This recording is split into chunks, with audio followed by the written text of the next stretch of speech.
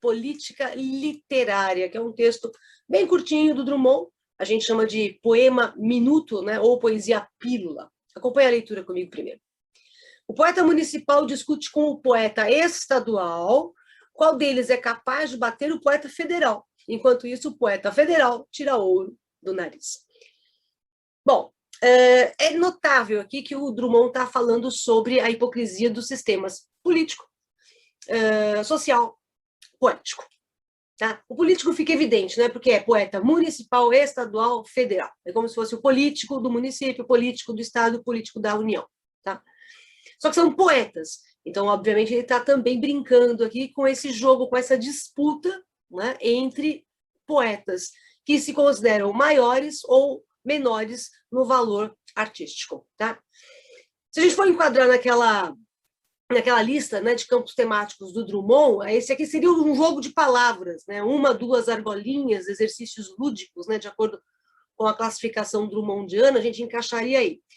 E pensando-se na influência ainda do modernismo primeira geração, no Carlos Drummond de Andrade, a poesia piada, né, o humor, ele está aqui presente. Né? O humor em que ele apresenta a mesquinharia provinciana, né, essa mesquinharia ridícula, né, num impasse aqui, quem é que manda mais, quem é que domina mais. Então, é um impasse de domínio, né, de poder, a luta que é pelo poder.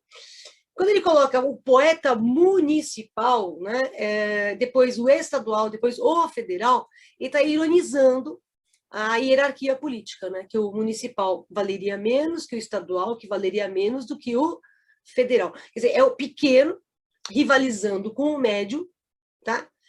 Sobre quem vai destronar o superior, tá certo? Porque aqui, ó, qual deles é capaz de bater, tá vendo? De bater. Então, o que é esse debater aqui? É destronar aquele que estaria no alto, no posto mais alto, que seria o poeta federal. Então, o pequeno, que é o municipal, luta, discute, né, briga com o médio para destruírem os dois, o federal, tá certo? Os dois querem bater o federal. Tá? Então, a rivalidade aqui mais direta é entre o municipal e o estadual. Eles estão duelando para ver qual deles destrói esse daqui. E esse daqui, o federal, não está pouco ligando, ele está tirando o ouro do nariz. Tá? É como se ele estivesse tirando meleca do nariz, só que ele tira ouro, porque o poder dele é muito maior. Então, você tem aqui um texto em que eu tenho uma disputa, uma briga pelo poder. Essa briga é entre o poeta municipal e o poeta estadual.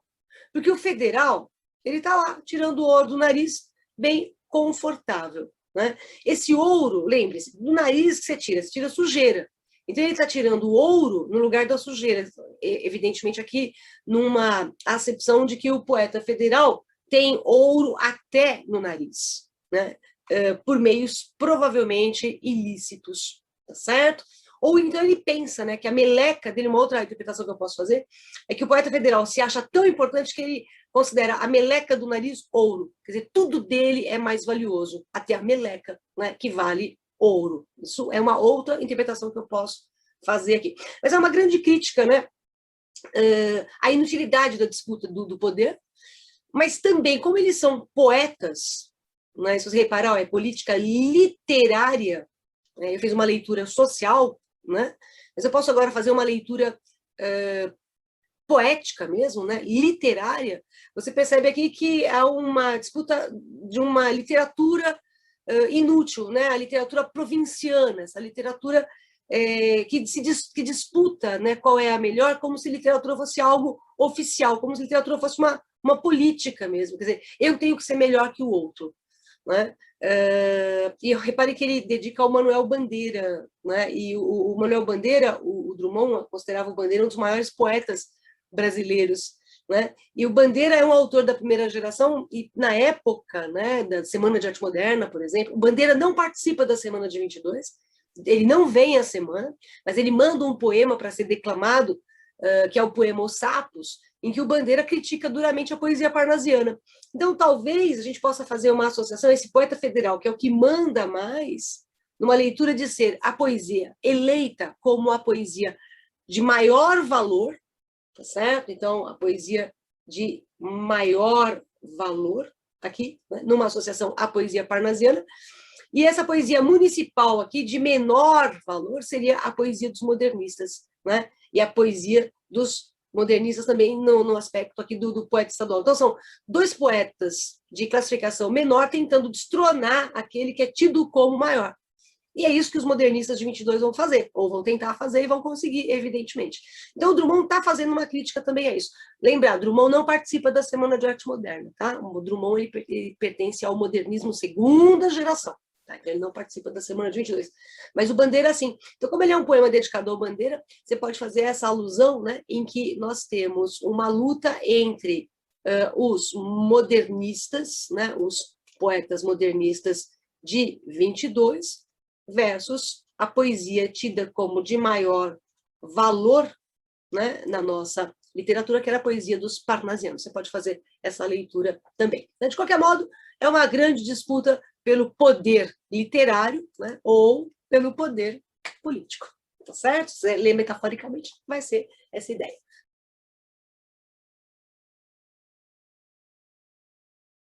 O texto é sentimental, e ele diz assim: ponho-me a escrever teu nome com letras de macarrão. No prato, a sopa esfria, cheia de escamas, e debruçados na mesa, todos contemplam esse romântico trabalho. Desgraçadamente, falta uma letra somente para acabar teu nome. Está sonhando? Olha que a sopa esfria. Eu estava sonhando. E há em todas as consciências um cartaz amarelo.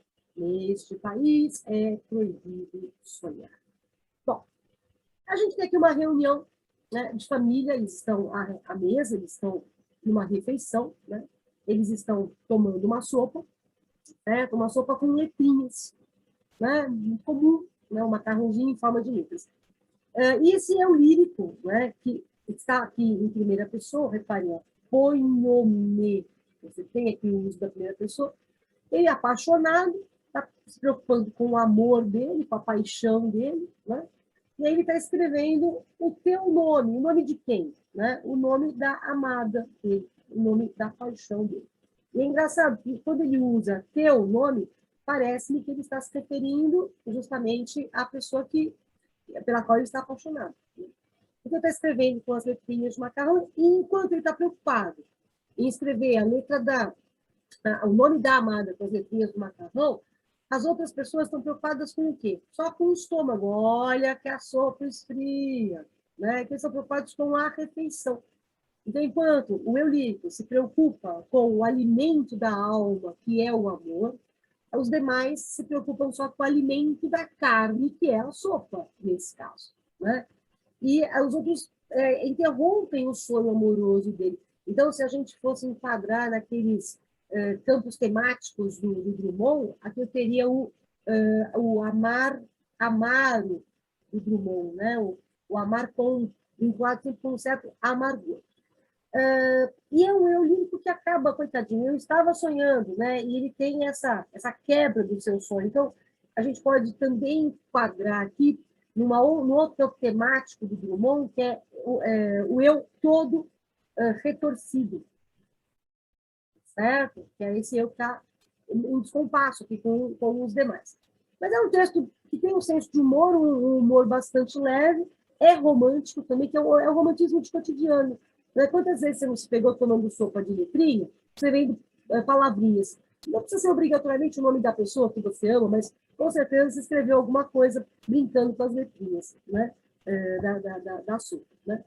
Então, veja bem, ponho-me a escrever teu nome com letras de macarrão. Olha só, aqui eu tenho o devaneio amoroso dele. Né? Ele está lá, imerso na grande paixão. Tem um devaneio. No prato, a sopa esfria, cheia de escamas e debruçados na mesa, todos contemplam esse romântico trabalho. Então, está todo mundo olhando para ele, olhando o que ele está fazendo. Olha, qual é o romântico trabalho, né, que ele está produzindo? Romântico trabalho é esse aqui, ó. Ele está escrevendo o nome da amada. Esse é o romântico trabalho. Mas há um impasse. Desgraçadamente, falta uma letra. Uma letra somente para eu acabar com o nome. Olha só a desilusão dele. Né? É como se fosse um prenúncio aqui, né? não consigo escrever teu nome inteiro, quer dizer, talvez não tenha o teu amor inteiro também. Né? E vem a restrição. Né? Alguém fala, repare que aqui eu tenho diálogo, né? O diálogo dentro de um texto poético é uma marca de modernidade, e a restrição ao sonho dele, né? Está sonhando? Olha que a sopa esfria, olha a quebra de expectativa. Se as pessoas fossem um pouco mais sensíveis, teriam dito outra coisa para ele. Então, você tem aqui o questionamento, né, do sonho, o questionamento do desejo, e a destruição desse sonho, por meio dessa fala, que é uma fala repressora. Né? Quer dizer, ao invés de você tomar a sopa, você está escrevendo o nome da amada? Não, a sopa é para você tomar. Né? Que bobagem você está aí apaixonado de escrever o nome da amada. Certo? E aí ele recebe desse alerta aqui, né? Dessa interrupção do devaneio amoroso dele, ele chega a uma conclusão, ele chega a uma lição. Né? Neste país é proibido sonhar.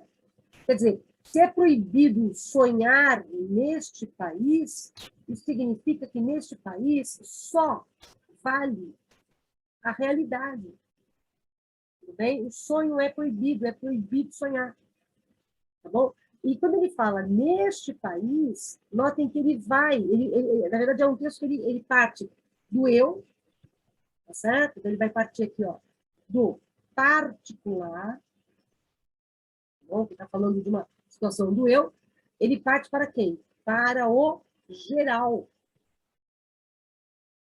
Tá? Então ele sai do particular e chega no geral. E olha só a bagunça que eu fiz no texto de Drummond.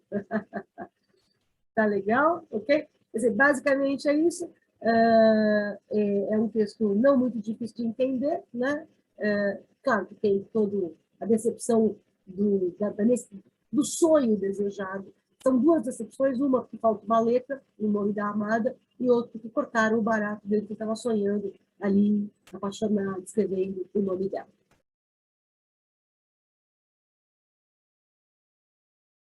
No meio do caminho, tinha uma pedra no meio do caminho, todo mundo conhece esses versos de Carlos Drummond de Andrade, que correspondem que compõem, aliás, um dos poemas mais famosos, né, da literatura brasileira, que está no livro Alguma Poesia do Drummond. Então, vamos fazer o seguinte, normalmente eu leio o texto com vocês antes de falar um pouquinho sobre o texto, mas hoje eu vou fazer diferente. Ao invés de eu ler o texto, eu vou colocar para vocês o próprio Carlos Drummond de Andrade declamando No Meio do Caminho. Acompanha comigo aí a leitura do texto. No meio do caminho. No meio do caminho tinha uma pedra no meio do caminho. Tinha uma pedra, no meio do caminho tinha uma pedra. Nunca me esquecerei desse acontecimento na vida de minhas retinas tão fatigadas. Nunca me esquecerei que no meio do caminho tinha uma pedra. Tinha uma pedra no meio do caminho. No meio do caminho tinha uma pedra. Bom, vocês sabem que o Drummond fez a divisão, né, dos campos temáticos da sua poesia. E no meio do caminho, ele, na verdade, integraria o campo temático que o Drummond intitula de uma visão ou tentativa da existência. Então, uma visão da existência ou uma tentativa de visão da existência, que é a interpretação do estar no mundo, né? de ter um papel no universo, de ter uma importância, né, na existência, tá certo?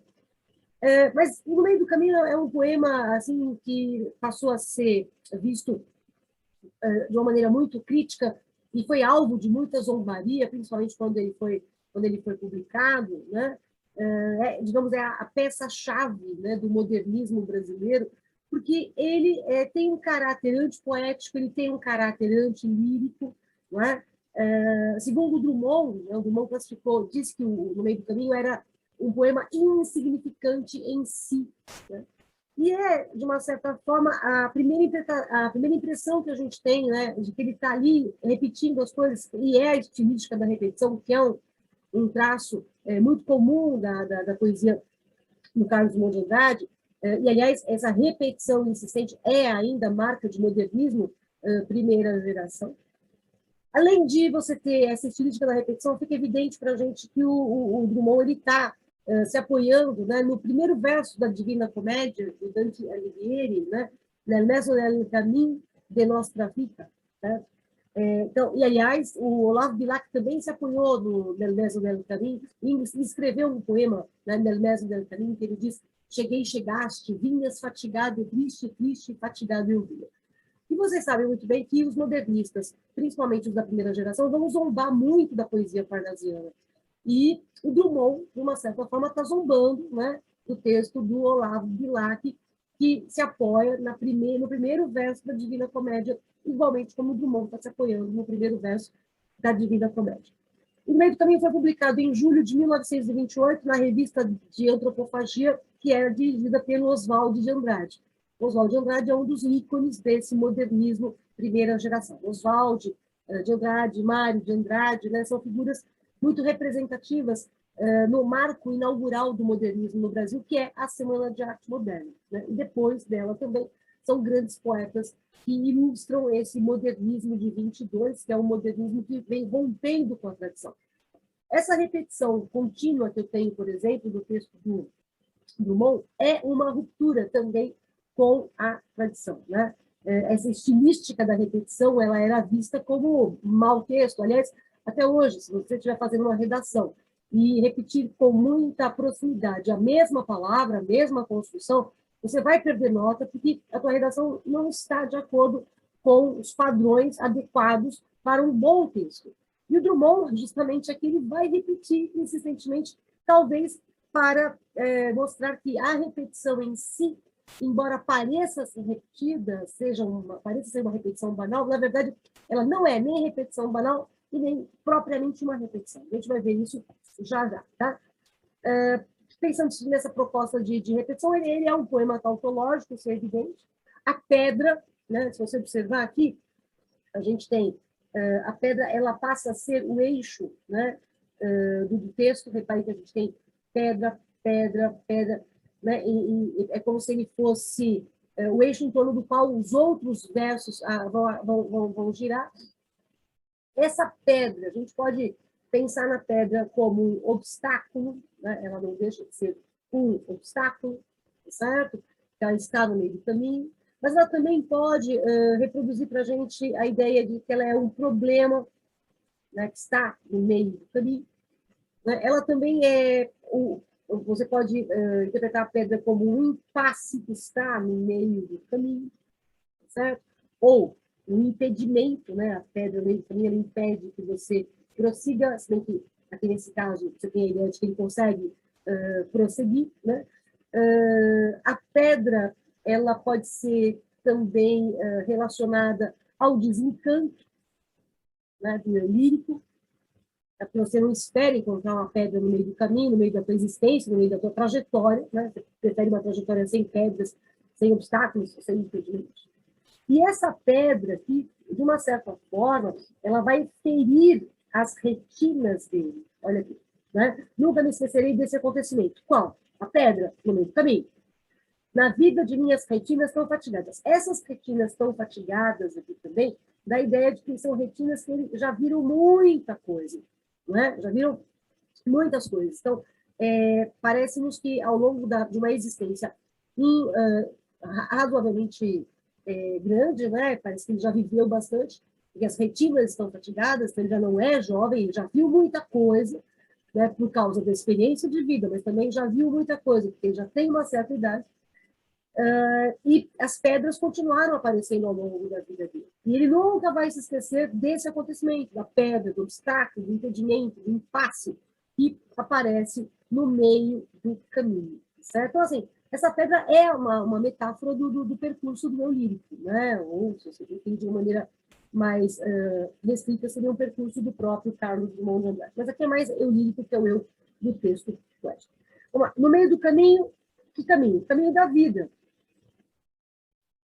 Tudo bem? Então, no meio do caminho, tinha uma pedra no meio do caminho. Repare que aqui nós temos uma construção, que é uma construção quiasmática. Olha aqui, ó, tá? Quiasmo. Quiasmo. O que é o quiasmo? Repare que aqui eu tenho no meio do caminho, tudo bem? E aqui ele repete no meio do caminho. Aqui eu tenho, tinha uma pedra, e aqui ele repete, tinha uma pedra. Então, eu vou mudar aqui o desenho. Tinha uma pedra tá aqui, certo? E tinha uma pedra tá aqui, tá bem? Se eu for ligar esses elementos repetidos, ó, tinha uma pedra com tinha uma pedra. No meio do caminho com no meio do caminho. Eu estou fazendo um X entre os versos. Esse X é que a gente chama de quiasmo. Tá bem? É esse X quando você liga os elementos lógicos do texto. Ou os elementos repetitivos, que é o caso do que a gente tem aqui. Né? Então, tinha uma pedra, né, que é pedra, que é obstáculo, né, que é impedimento, como eu já falei. Agora, reparem o processo de oralidade, ele usa o verbo ter. Né? No meio do caminho tinha uma pedra. De acordo, claro, se a gente fosse se valer não da oralidade, mas do texto escrito, né, da norma culta, você usaria outros verbos, você usaria o haver, ou então você usaria o existir. Então, no meio do caminho havia uma pedra, ou existia uma pedra. Mas não, ele opta, né, pelo tinha. Esse tinha vai dar esse caráter de oralidade ao texto. Bem, coloquialidade ao texto. Certo? Ok? No meio do caminho tinha uma pedra no meio do caminho? Tinha uma pedra no meio do caminho. Quer dizer, tinha uma pedra, era uma pedra mesmo. Tá? Ok? Só pedra. Tudo bem? Ok? Era uma pedra, era um obstáculo de verdade. É isso que tinha. O que eu tinha no caminho? Eu só tinha pedra no meio do caminho, só tinha obstáculos no meio do caminho, no meio do meu caminho. Nunca me esquecerei desse acontecimento na vida de minhas retinas tão fatigadas. Nunca me esquecerei. Olha aqui, outro indício de oralidade.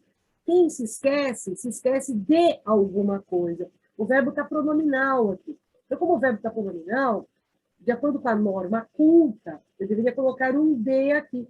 Então, nunca me esquecerei de que no meio do caminho tinha uma pedra. Por que ele tira a preposição? Por causa da oralidade, mais uma vez, né, esse aspecto oral ou coloquial aqui do texto. Né? Nunca me esquecerei que no meio do caminho tinha uma pedra no meio do caminho. Quer dizer, as pedras elas vão continuar aparecendo. Né? E a continuidade dessas pedras aparecendo nos dá a ideia de uma impossibilidade do eu lírico de se livrar dos problemas, né? Uma impossibilidade dele fugir, né? Dele fugir dos problemas, né? Você não consegue fugir do quê? Da pedra, né? Ou dos obstáculos, né? Ou do impasse, ou do problema. Agora, eu vou fazer uma outra leitura aqui que eu acho interessante, que é o seguinte. Reparem que ele diz, no meio do caminho tinha uma pedra. Então, a impressão que você tem é de que ele vem caminhando, tá aqui. Lá vem ele andando, certo? Ó, andando, tá. Aí ele achou o quê? Uma pedra no meio do caminho. Então, vejam, na hora que ele caminha, ele olha a pedra. Ele diz, no meio do caminho tinha uma pedra. Nos dá a impressão de que ele salta a pedra, olha para ela de trás, tá? Tá olhando para lá para cá, e aí ele diz, tinha uma pedra no meio do caminho. Não tem mais. Então, os dois tinha, nos dão ideias diferentes. Um tinha e tem. O outro tinha, não tem mais. Então, nos dá a ideia de que ele está conseguindo, de uma certa forma, ultrapassar os obstáculos, mas o grande problema é que você ultrapassa esse obstáculo da pedra e você encontra o que na frente? Outra pedra no meio do caminho. Então, você não se livra dos obstáculos. Você pode ir mudando de obstáculos, de pedras, mas eles vão continuar existindo mesmo que você se livre de alguns no passado. Então, no meio do caminho tinha uma pedra no meio do caminho, não tem mais. Mas agora tem outro. Então, é uma sequência de pedras, é uma sequência de obstáculos. Então, o ideal aqui ó, são obstáculos, são problemas, são impasses, são impedimentos, são desencantos, que são várias pedras que são encontradas ao longo do meio do caminho. E essa ideia de ele olhar para trás me lembra um pouco o texto do Olavo Bilac, né, o Nel Mesmo no Caminho, em que ele fala, chegaste. Então, são dois indivíduos que chegam, e você tem a impressão de que eles chegam de lados opostos. Né? Então, eu cheguei e tu chegaste.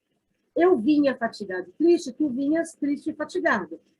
Então, eles se encontram no meio do caminho, no texto do Bilac, e depois eles se afastam, dão um último olhar e partem.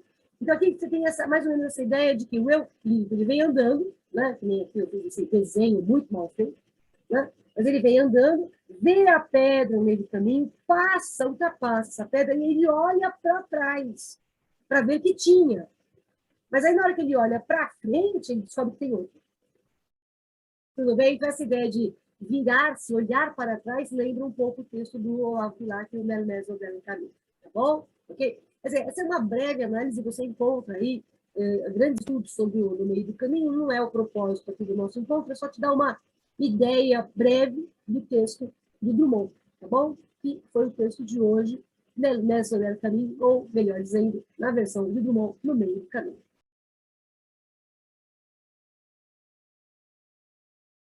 Igreja: tijolo, areia, andaime, água, tijolo. O canto dos homens trabalhando, trabalhando, mais perto do céu, cada vez mais perto, mais a torre. E nos domingos, a litania dos perdões, o murmúrio das invocações, o padre que fala do inferno sem nunca ter ido lá. Pernas de seda ajoelham mostrando os geolhos. Um sino canta a saudade de qualquer coisa sabida e já esquecida. Amanhã pintou-se de azul. No adro ficou o ateu. No alto fica Deus. Domingo. Bem bom, bem bom. Os serafins no meio entoam Kyrie eleison. Tudo bem? Bom, acompanha comigo aqui. Vamos lá, para o comecinho do texto. Ele fala lá, igreja. Ele coloca tijolo, areia, andaime, água e tijolo de novo. Quer dizer, são os processos, né, da própria construção da igreja. Então, ele pega aqui o tijolo, a areia, né, o andaime, a água, que são elementos essenciais para que essa igreja seja construída. Tá? E aí ele coloca o canto dos homens trabalhando, trabalhando. Essa repetição aqui, ó, trabalhando, né? De novo, trabalhando, né? Então, tá trabalhando, tá trabalhando, tá trabalhando. Quer dizer, te dá a ideia de que eles vão continuar trabalhando incessantemente. Tá bom? Estão trabalhando, trabalhando, trabalhando, né? Quer dizer, e estão trabalhando para quê? Para construir alguma coisa. No caso, a igreja. Mas a igreja, ela acaba sendo uma metáfora de um desejo de se alcançar o céu. Tanto que ele diz logo depois, ó, canto dos homens, trabalhando, trabalhando, mais perto do céu, cada vez mais perto. Por quê? Porque a igreja, ela está subindo. Ela está num processo de verticalidade, ela está se aproximando do céu. Então, esses homens, quando trabalham para construírem a igreja, eles se aproximam do céu também, porque eles estão subindo, né, nos andaimes que constroem a igreja. Tá bom? A torre da igreja é que seria esse caminho direto para o céu. Tá legal? Aí ele coloca assim para a gente. E nos domingos, vamos virar aqui, e nos domingos, a litania dos perdões. Litania é uma ladainha. Né? Nos domingos, por quê? Porque eu tenho a missa do domingo, tá? Murmúrio das invocações. Então, ó, a ladainha, né, pedindo perdão, esse murmúrio de invocações, o próprio pedido de perdão aqui, são ingredientes da cerimônia da missa, tá certo? Então, é a missa que está sendo apresentada. O padre, a missa, que fala do inferno sem nunca ter ido lá, como se ele conhecesse muito bem o inferno, né? Tem um pouquinho de ironia aqui do Drummond. Pernas de seda ajoelham mostrando os geolhos. O que são os geolhos? São os joelhos, forma arcaica de joelhos. Pernas de seda, aqui numa associação, não é? Não só a meia de seda, né, que é usada pela mulher, mas também numa associação à suavidade das pernas. Né? Porque são pernas, nesse caso, femininas, e que inclusive mostram os joelhos. Então a saia está um pouco acima do joelho porque ela se ajoelhou. Né? Tudo bem? Um sino canta a saudade de qualquer coisa sabida e já esquecida. Né? E aí é o barulho do sino remetendo ao passado, à saudade. É o toque do sino remetendo à saudade. Amanhã pintou-se de azul, então é um dia de sol. No adro ficou o ateu. O ateu está fora, propriamente, dessa cerimônia da missa. No alto fica Deus. Então, enquanto Deus está no alto, o ateu está no baixo. Domingo, ele vem reticências. Quer dizer, o que acontece esse domingo? Alguma coisa vai continuar. O quê? Bem bom, bem bom. Esse bem bom remete tanto à sonoridade do sino, né, como também um domingo bem bom. né? Um domingo bom, né? E aí você teria aqui um elemento coloquial, né? Certo? Numa referência ao domingo bom. Tá? Os serafins nomeiam, entoam o Kyrie eleison, que em grego, eu só consigo colocar para vocês aqui isso em grego, né? Em grego é basicamente isso aqui, ó, Kyrie, tá certo? Eleison. Tudo bem? Vou colocar um acentinho nesse i aqui, tá? Ok? Que significa, Senhor, tende piedade de nós. Tá? Que é uma expressão típica da missa, né? Senhor, tende piedade de nós, tá bom?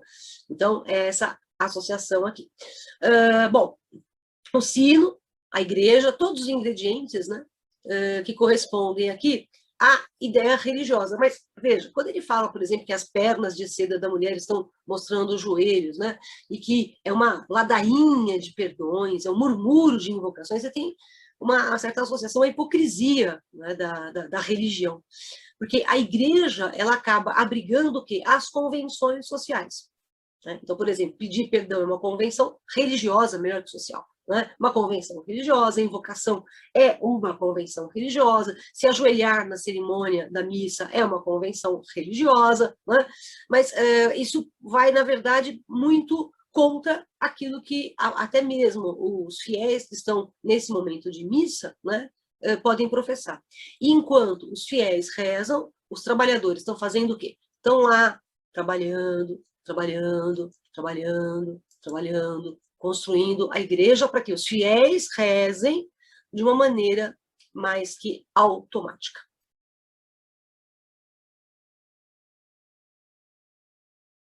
Poema que aconteceu, vamos aqui a ele.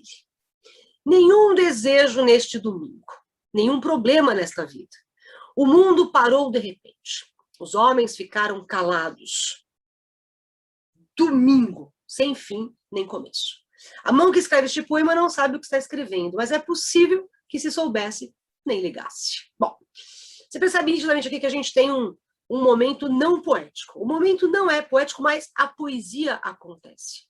Quer dizer, é um momento sem nenhuma significação especial, mas que fornece matéria para a poesia e fornece matéria para a reflexão.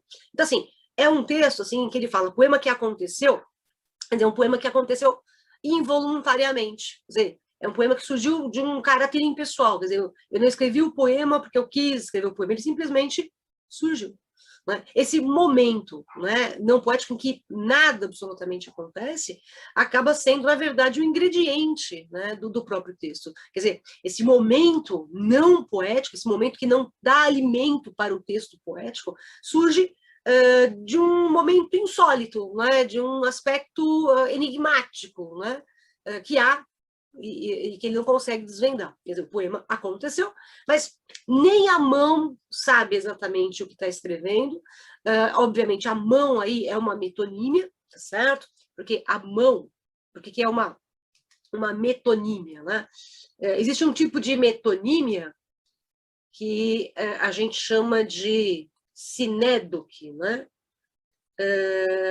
A sinédoque é um tipo de metonímia que indica para a gente a parte pelo todo ou o todo pela parte, né? E aqui nesse caso a gente tem a parte mão, né? É a mão do poeta pelo todo poeta, né? Pelo todo corpo do poeta, tá certo? Mas essa mão, né, ela não sabe o que ela escreveu, mas o poema saiu. Quer dizer, é um poema que surge magicamente. Quer dizer, o que está mostrando para a gente é que nem todo texto poético precisa falar de um acontecimento. Olha, não houve problema, tá? O mundo parou de repente, então não está acontecendo absolutamente nada.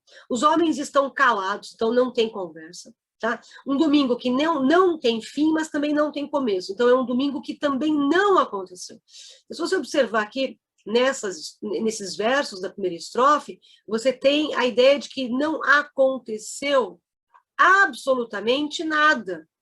E é justamente sobre isso que o texto vai falar. Não acontece nada no mundo, a única coisa, tá, que acontece, tá, é o poema. Tudo bem? Então, o único acontecimento é o poema.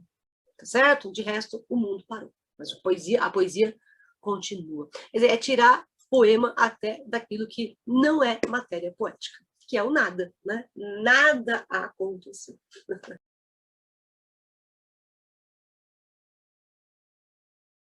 Esperteza. Tenho vontade de ponhamos amar por esporte, uma loura, o espaço de um dia.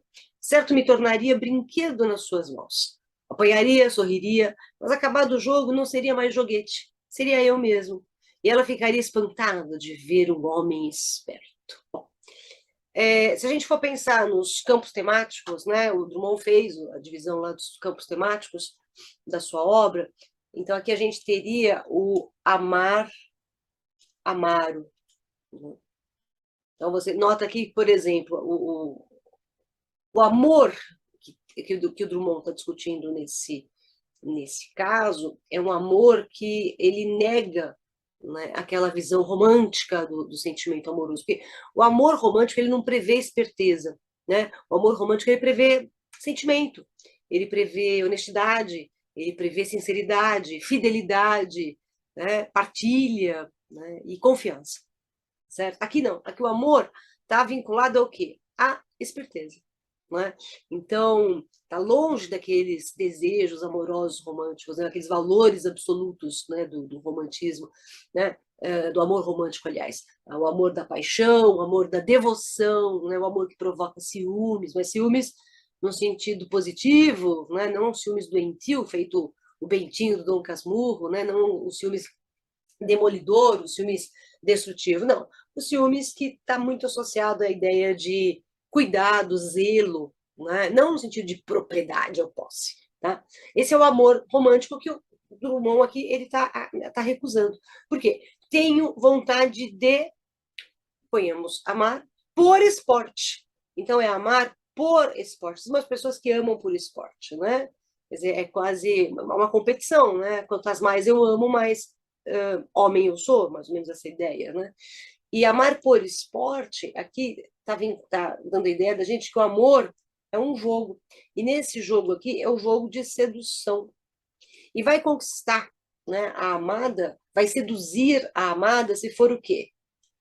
Esperto. Tá bom? Então vincula a esperteza aqui, né? Por esporte, uma loura, o espaço de um dia. Então, ó, repare que não é um amor duradouro. Então, não é o amor afeto, né? É o amor realmente jogo. Tá bom? Certo, me tornaria brinquedo nas suas mãos. Ó, brinquedo aqui. Né? Por que eu me tornaria um brinquedo? Porque eu sou inocente. Né? Então, eu sou facilmente dominado. Tá bom? Então, por certo, eu seria um brinquedo nas mãos dela. Tá? Apanharia, sorriria, mas acabado o jogo não seria mais joguete. Então, quando acabar o jogo, quando acabar o quê? A brincadeira do amar, né? Eu não seria mais um joguete, né? Seria eu mesmo. E quem é esse eu mesmo? Um homem esperto. Então, o que ele fez? Ele se fez de bobo, né? Ele deixou, ele se deixou bater, ele apanhou, ele sorriu.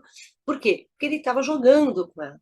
Então, esse amor é o tempo inteiro um jogo, né? Na verdade, esse amor é o amor sem compromisso, tá bom? Okay? É o ficar, né? É o amor, tanto é o amor sem compromisso, né? Que ele dura só um dia, tá certo? Mas passa de um dia. Então, é o amor fugaz. Tudo bem? Okay? E para que serviu esse amor? Qual é a utilidade do amor? Transformá-lo em um homem esperto. Né? Essa é a função do amor. Então, realmente, isso não é um amor romântico, é um amor no sentido mais mecânico. Não é? Na verdade, a gente poderia dizer que não é nem amor. Não é? É a necessidade de ter alguém, né? Talvez de mostrar para a sociedade, né, que é capaz de ter a mulher que eu quero na cama que escolherei, né, como diria o Manuel Bandeira em Vou-me embora para Pazárgada. Né? Esse amor jogo, né? É o amor que dói, né? Dói na parte que acaba sendo usada apenas como um joguete, né? E não como um amor sincero.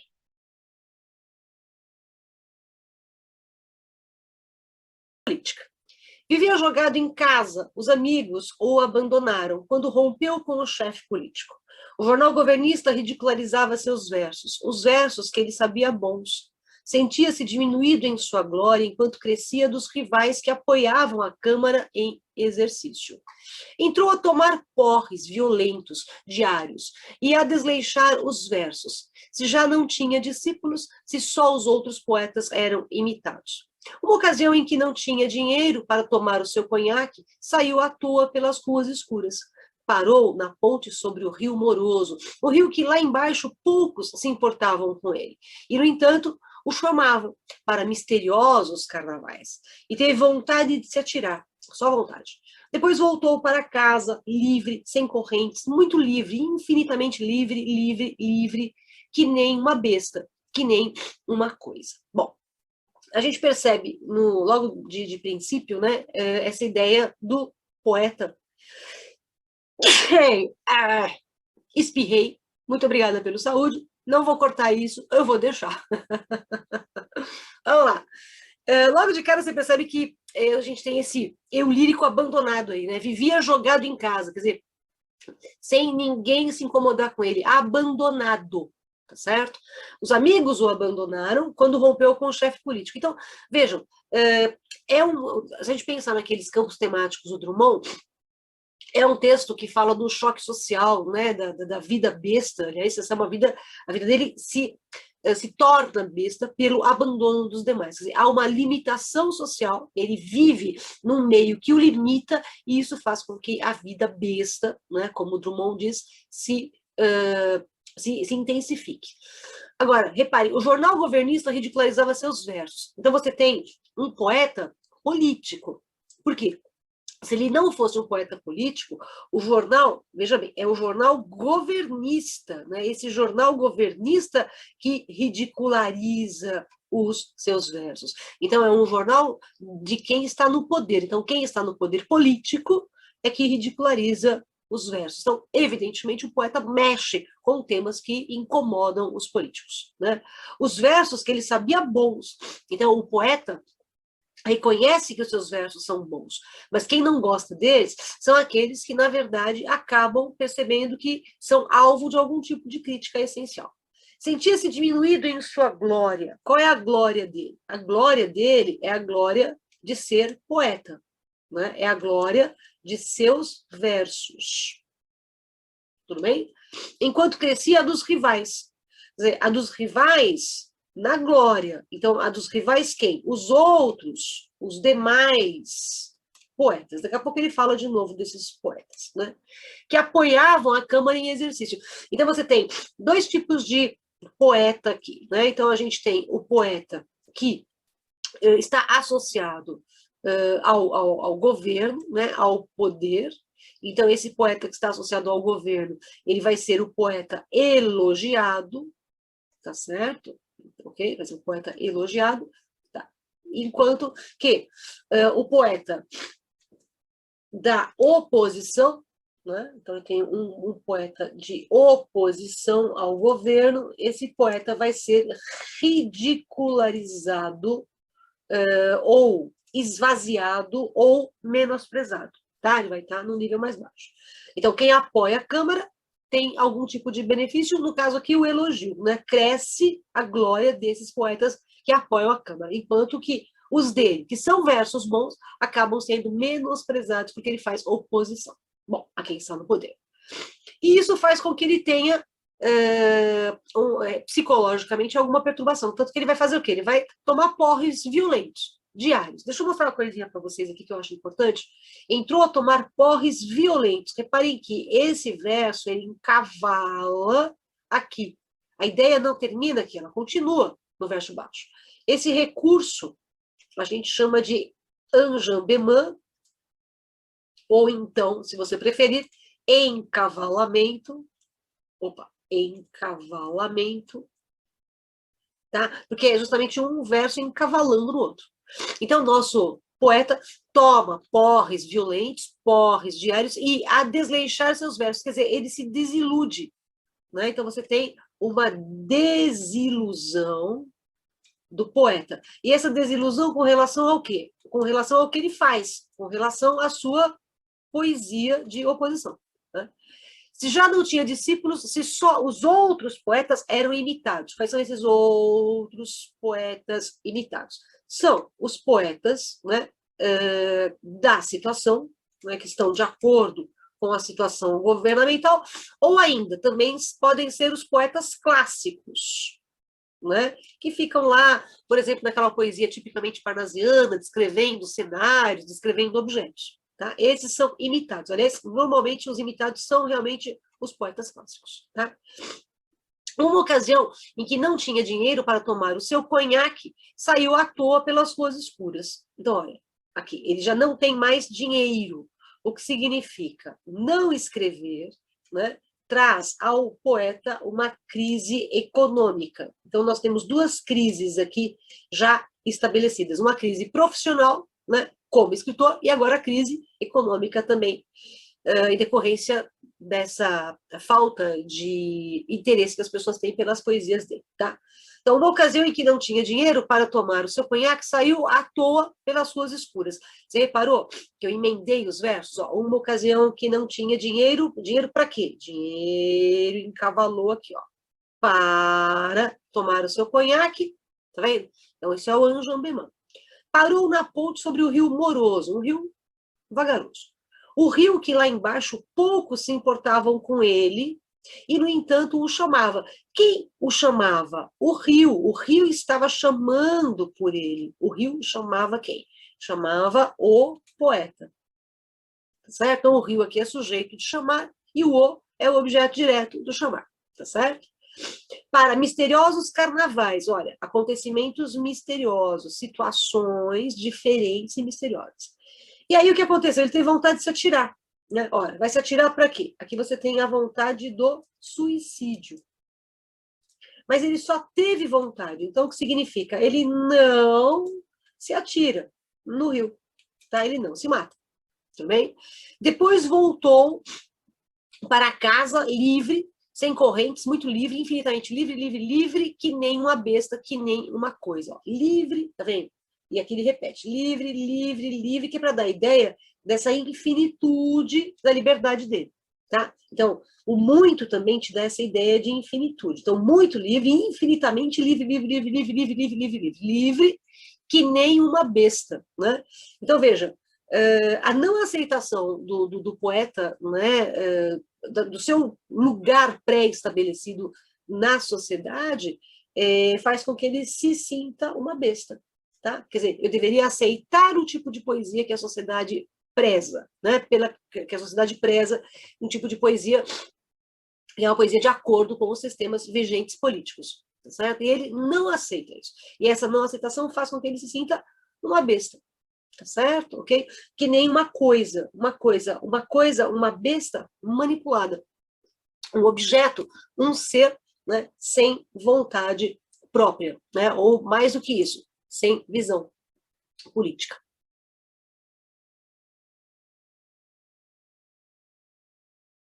Poema do jornal. O fato ainda não acabou de acontecer e já a mão nervosa do repórter o transforma em notícia. O marido está matando a mulher.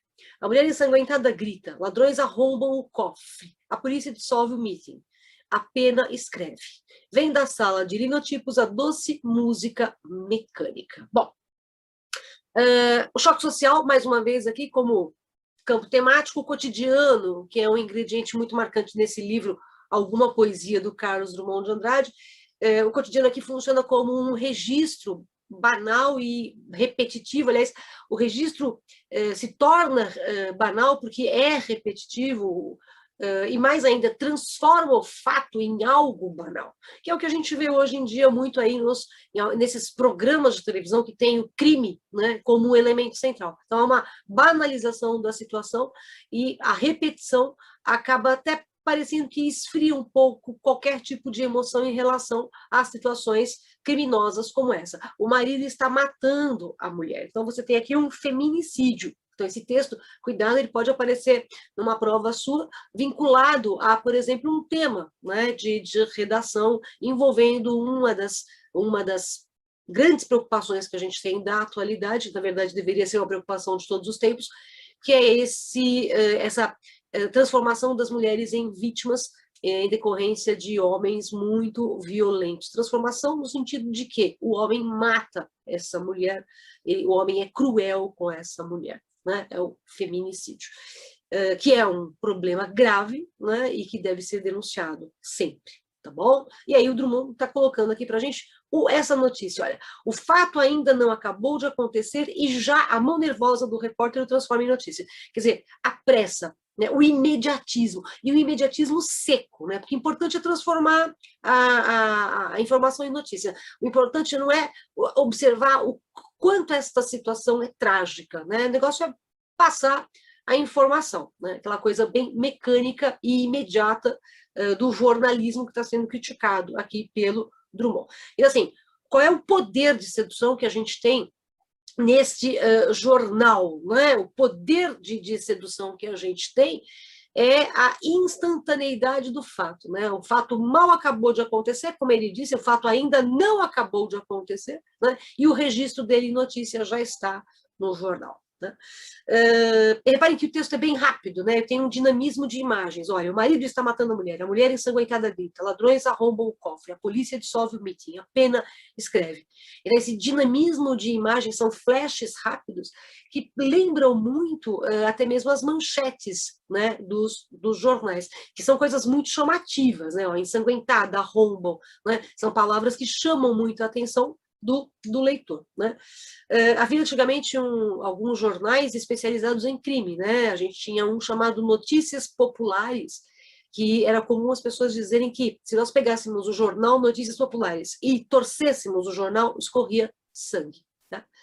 Agora, a mão nervosa do repórter transforma em notícia, né? Quer dizer, olha a indiferença do repórter aqui. Como eu já disse, é um sentimento absurdo mesmo, né? Você não tem mais a comoção, se tornou tudo muito mecânico, o cotidiano banalizado pelo jornalismo, um cotidiano grave, né? Aqui no caso você tem um crime, e mais do que um crime, um feminicídio, então um cotidiano grave que acaba sendo banalizado pelo próprio jornal. Agora, quando ele fala que a mulher ensanguentada grita, os ladrões arrombam o cofre, notem que são situações grotescas que acabam, na verdade, perdendo um pouco do sentido, porque você tem só a informação ali, a mulher ensanguentada grita, você não tem, por exemplo, nenhum adjetivo, não é? Que transforme esse momento em um momento de importância mesmo, no sentido poético da palavra. Né? Quer dizer, é fria essa informação. Né? É mecânica, é fria. A polícia dissolve o meeting. Meeting é uma passeata. Né? Então, é tudo aqui muito rápido, né? E muito mecanizado. Até mesmo a pena escrever. Ela está escrevendo mecanicamente. E vem da sala de linotipos a doce música mecânica. O linotipo é a máquina que se empregava para compor o texto. A única coisa, veja bem, os fatos não são doces, não recebem nenhuma adjetivação, né?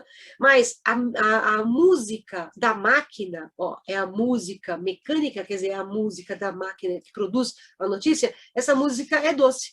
Então, qual é a importância aqui? A docilidade, né, a única coisa que recebe, digamos, uma adjetivação positiva é a transformar a notícia em texto escrito, né? Então, o que é importante? O importante não é a notícia em si, né? O importante é, na verdade, a divulgação desse texto poético. Tudo bem? Ok? Quer dizer, qualquer semelhança com o que a gente vê hoje em dia, né, desses programas de televisão, como eu acabei de citar, em que eles falam assim, que um matou o outro matou um, como se estivessem passando uma receita de arroz e feijão, né? Não é mera coincidência, é um recurso. O jornal tem preocupação com o quê? Com venda. Né, com o seu receptor. Quer dizer, ele quer ser consumido, o jornal quer ser consumido, e para isso eles não têm limite, né, nem propriamente a preocupação em apresentar algum tipo de emoção, né, ou busca de reflexão, o negócio é só mostrar essa notícia trágica e mandar bala para a próxima notícia trágica, e aí você alimenta esse caráter meio sanguinário do público leitor desse tipo de jornal, ou de, hoje em dia, alguns programas de televisão. Parecem que são Dráculas, né, que conseguem se alimentar com o sangue alheio.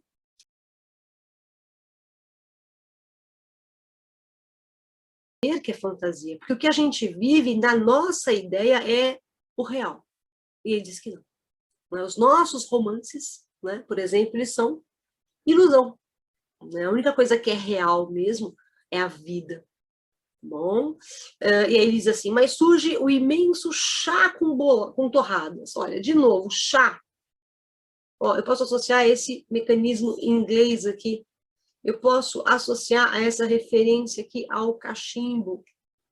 Tudo bem? Aqui é bem o refinamento em inglês, né? Que a gente tem, né? Aliás, ele sentado, né, na poltrona, né? Todo um refinamento estrangeiro, tá bom? E o que é curioso é que, numa visão brasileira, seria café, né? Seria um café preto.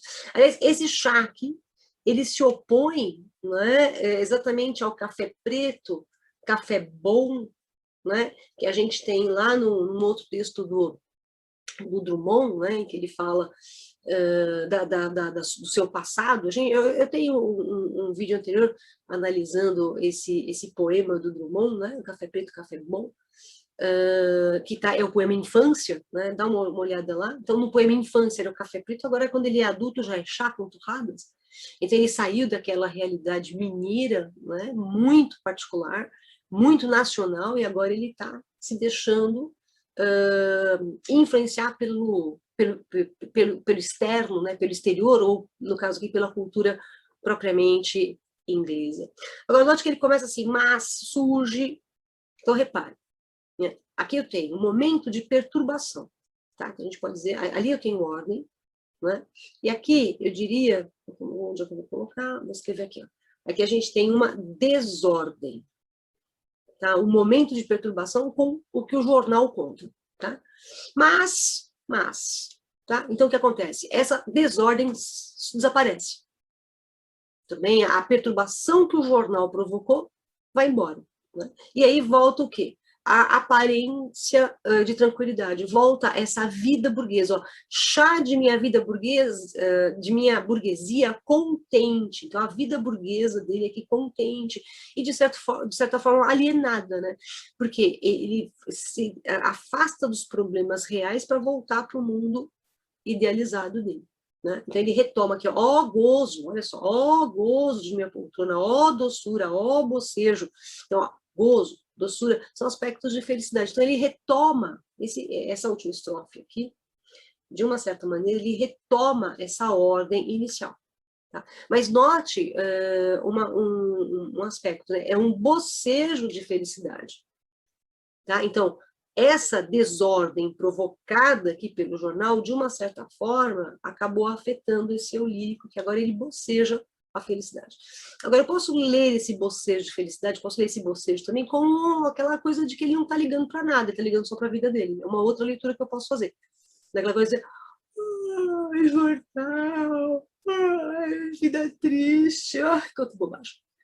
Daí eu poderia pensar nesse bocejo de felicidade também como um processo aqui de fartura da felicidade dele, que faz com que ele, alienado, não perceba, né, a realidade. São dois aspectos que eu posso perceber aqui, né, mas eu acho que é muito, pensando-se no livro Alguma Poesia, esse bocejo é muito mais irônico, né, do que no sentido de não ser realmente um bocejo, ao contrário, né, do que uma realidade. Mas mesmo que ele esteja bocejando para a vida, né, acaba sendo ironia da mesma maneira nesse texto do Carlos Drummond de Andrade. Né? Lembrar que o livro Alguma Poesia, ele está repleto, né, de ironias, né, que é uma influência muito grande que o Drummond tem nesse livro ainda da primeira geração modernista.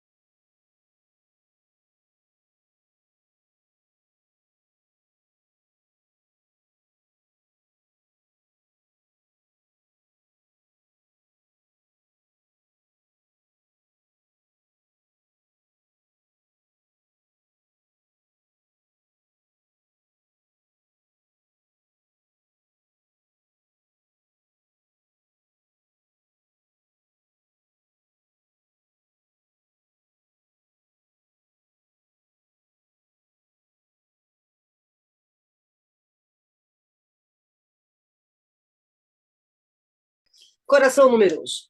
Foi no Rio. Eu passava na avenida quase meia-noite. Bicos de seio batiam nos bicos de luz e estrelas inumeráveis. Havia promessa do mar, e bondes tilintavam abafando o calor que soprava no vento, e o vento vinha de Minas. Meus paralíticos sonhos, desgosto de viver. A vida para mim é vontade de morrer. Faziam de mim homem realejo imperturbavelmente na galeria Cruzeiro, quente, quente.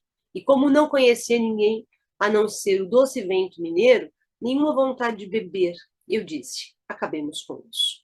Mas tremia na cidade uma fascinação, casas compridas, altos abertos, correndo, caminho do mar, voluptuosidade errante do calor, mil presentes da vida aos homens indiferentes.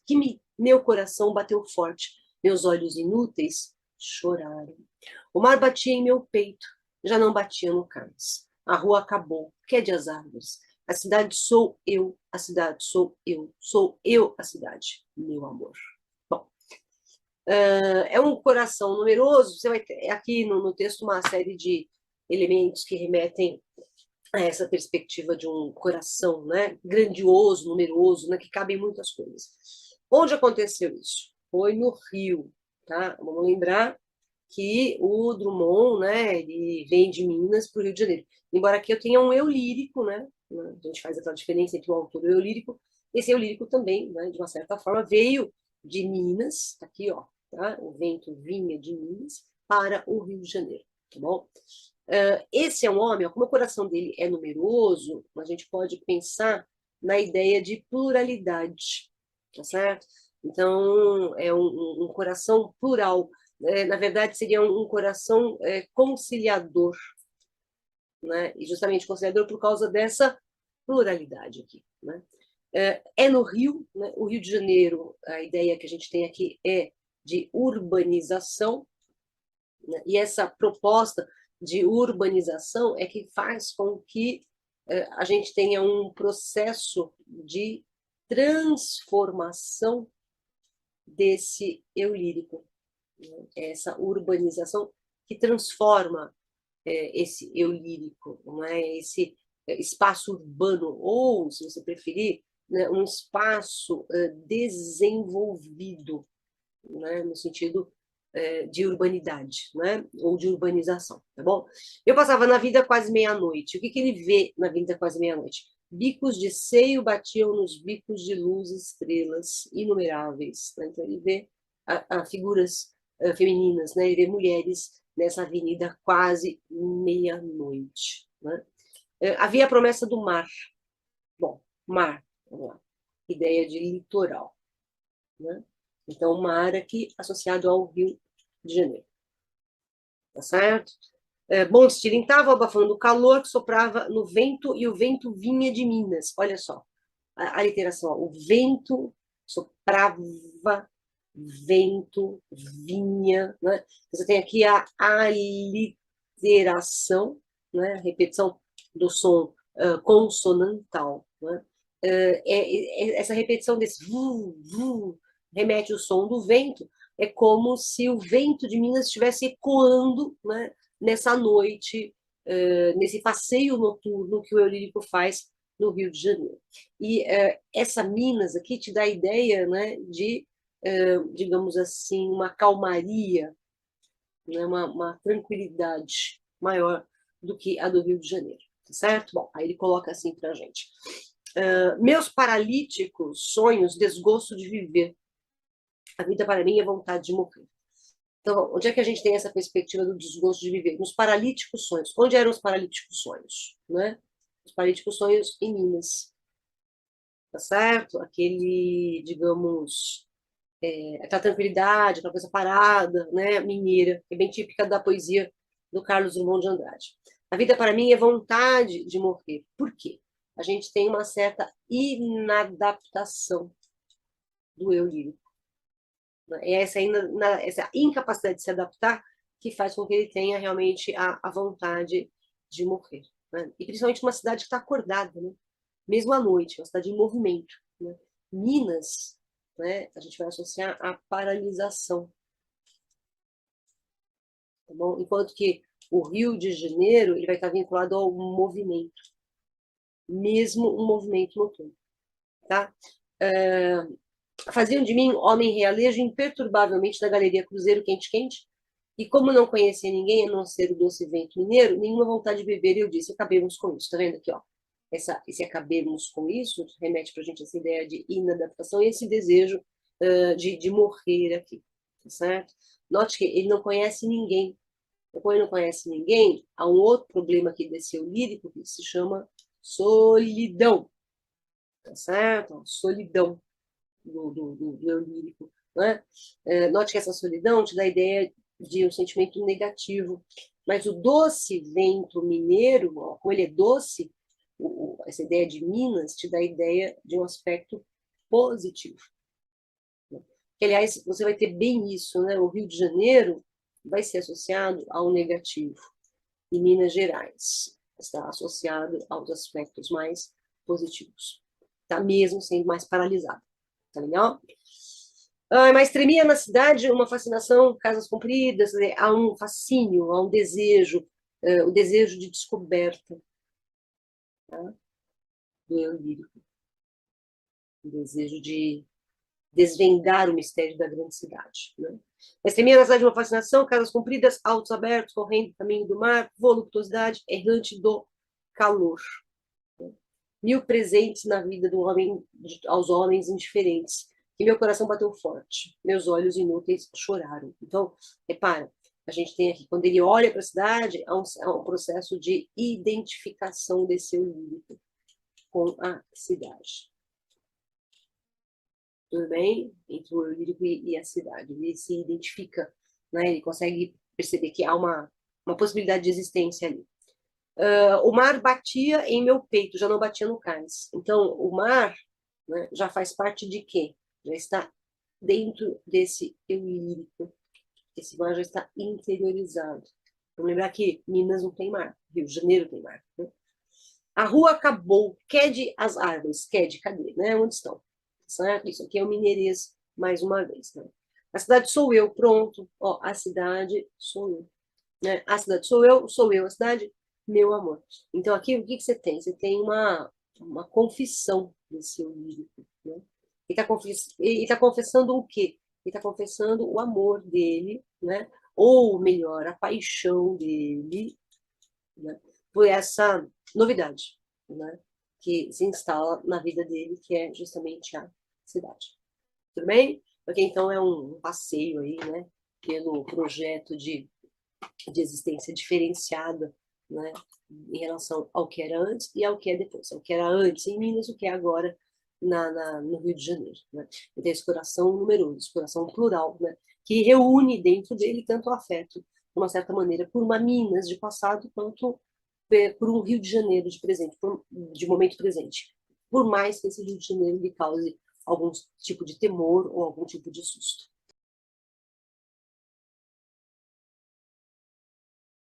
Poesia. Gastei 1 hora pensando um verso que a pena não quer escrever. No entanto, ele está cá dentro, inquieto, vivo. Ele está cá dentro e não quer sair. Mas a poesia deste momento inunda minha vida inteira. Bom, é um texto razoavelmente curto.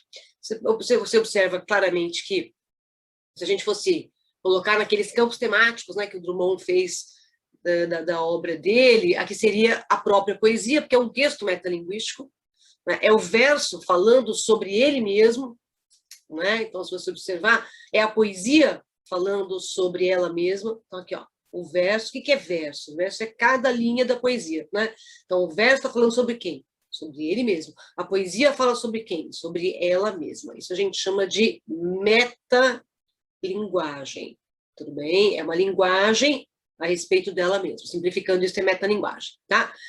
Então, assim, é um poema feito a partir, né, de um fato, que é o eu lírico não conseguir escrever um poema.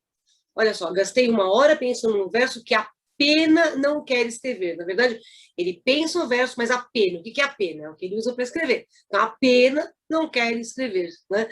Então, é um poema feito a partir do fato de que o eu lírico não está conseguindo se expressar, não está conseguindo fazer o próprio texto, o próprio poema, né? E se você observar, né, a gente pode perceber que a poesia, que esse texto chamado poesia, é o contrário do poema que aconteceu, né? Porque no poema que aconteceu, a poesia acontece, aqui ela não está querendo acontecer. Mas, no fim, ela acaba acontecendo, né? Porque ele escreve um poema sobre a falta de possibilidade de escrevê-lo. Não é? Então, assim, é interessante você notar que dá uma ideia de que as palavras aqui elas não estão sendo suficientes para ele escrever o poema. Então, a poesia está além das palavras que se usam, não é? Normalmente para que o poema seja escrito. Né? Então, aqui, é diferente a relação entre a criação poética, né, que é todo o processo de pensar no texto, de elaborar o seu texto, né? E o que resulta dessa criação poética. O que resultou aqui de criação poética foi algo muito diferente do que normalmente teria sido o resultado de um texto comum. Quer dizer, aqui ele fala sobre um texto que ele não consegue escrever, mas ele escreve o texto.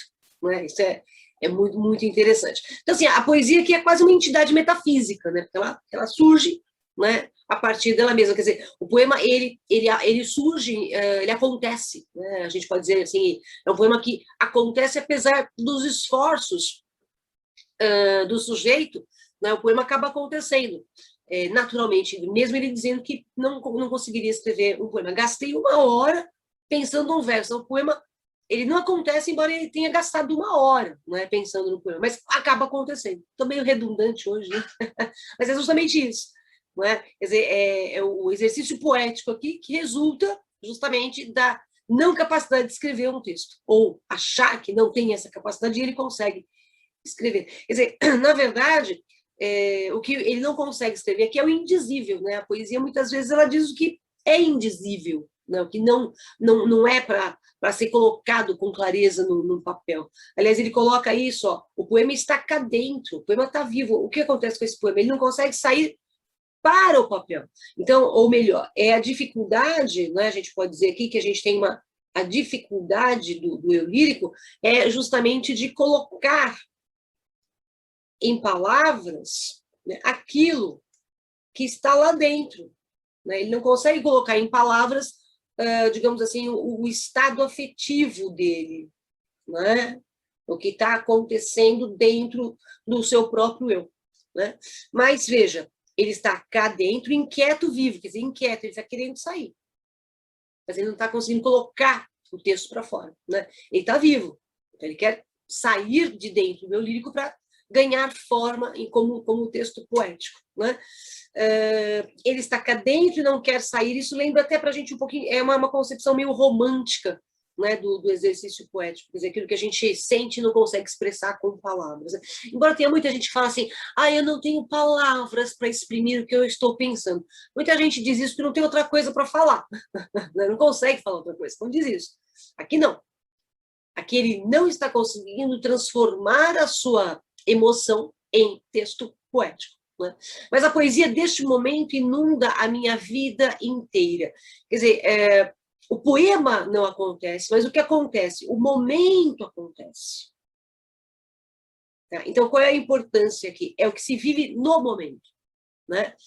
A poesia deste momento, repare, eu tenho um processo poético naquilo que se vive ou naquilo que se sente, não obrigatoriamente no trabalho com a palavra.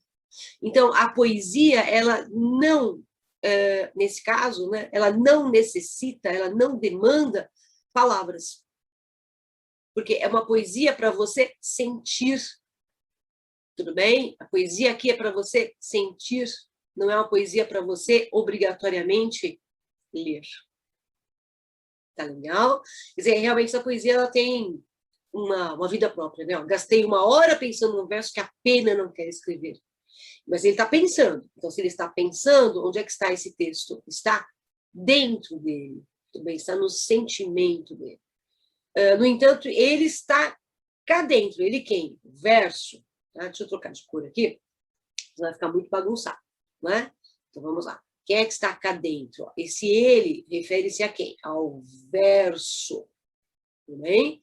Está cá dentro inquieto e vivo. Quem é que está inquieto? É o verso. Quem é que está inquieto? Quem é que está vivo, aliás? É o verso. Só que o que é verso? Verso é o que compõe a poesia. Então, indiretamente, quem está dentro, quem está vivo, quem está inquieto é a própria poesia. Tá bom? Ele está cá dentro e não quer sair. Quem não quer sair? Porque diretamente é o verso. Tudo bem? Indiretamente é o texto poético. Aí ele volta, mas a poesia deste momento inunda a minha vida inteira. Qual é a poesia deste momento? É a poesia no momento em que ele está no seu exercício poético. Então, o próprio exercício poético é, para ele, mais importante até do que o resultado do exercício poético.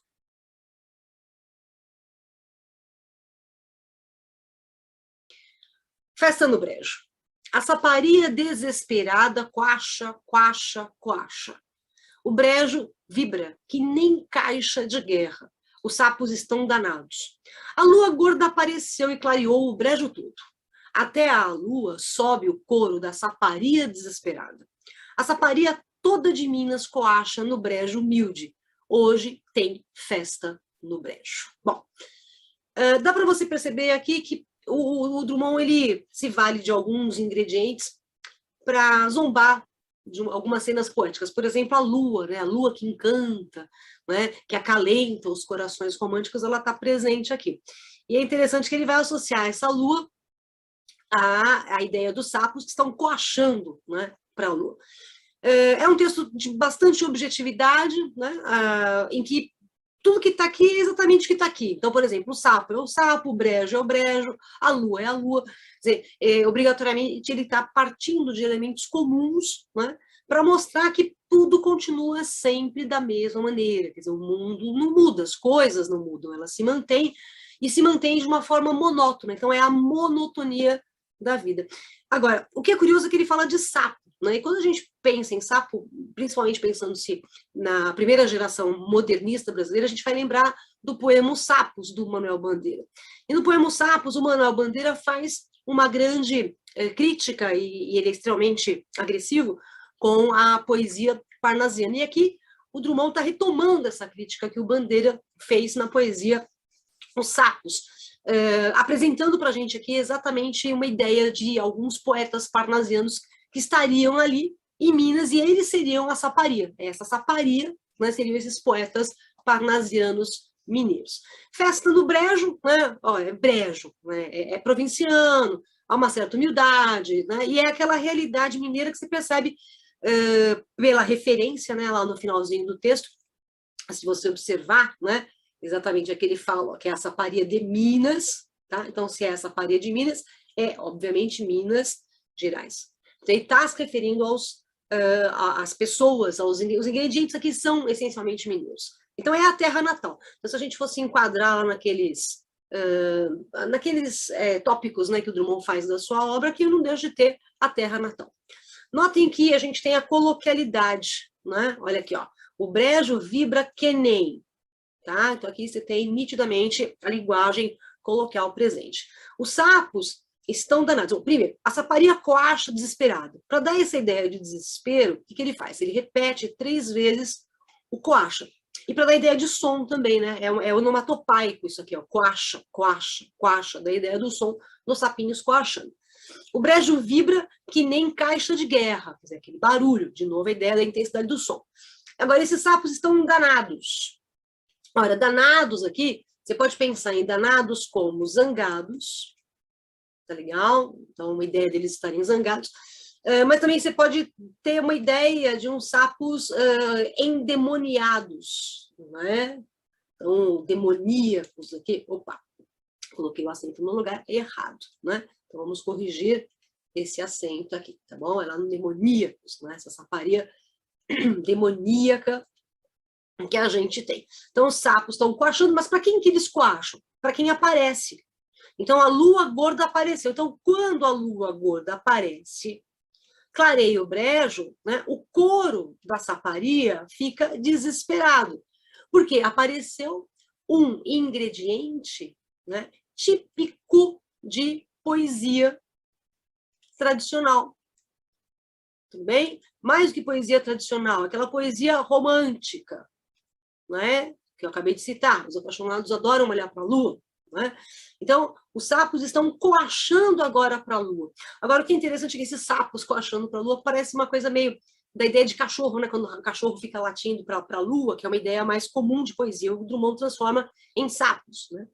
E aí aqui a saparia toda de Minas coacha no brejo humilde, a saparia toda.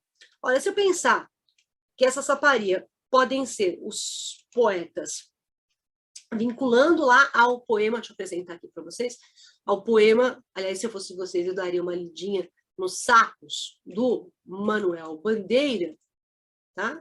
Porque você tem uma relação intertextual com os sapos do Bandeira. Então, essa saparia toda aqui, que seriam os poetas associados, evidentemente, ao parnasianismo, evidentemente... Oh, a Siri encontrou alguma coisa. Deve ter encontrado um sapo.